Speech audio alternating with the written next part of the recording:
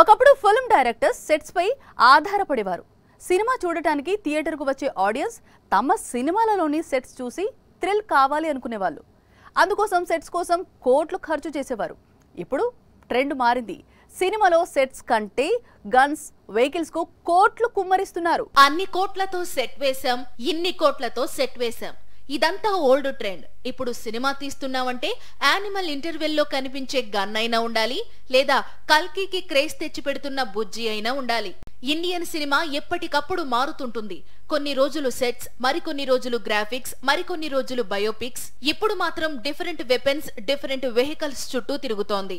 ముందు animal interval కోసం సందీప్ వంగ special గా డిజైన్ చేయించిన మెషిన్ గన్ గురించి డిస్కస్ చేశారు. ఈ machine gun cinema block buster కావడానికి ఒక రీజన్. ఇప్పుడు కల్కిలోని బుజ్జి కూడా అలాంటి మ్యాజిక్ ను రిపీట్ చేస్తోందని నమ్ముతున్నాడు దర్శకుడు నాగి. దాదాపు 3 ఏళ్ల పాటు డిజైనింగ్ లో ఉంది బుజ్జి.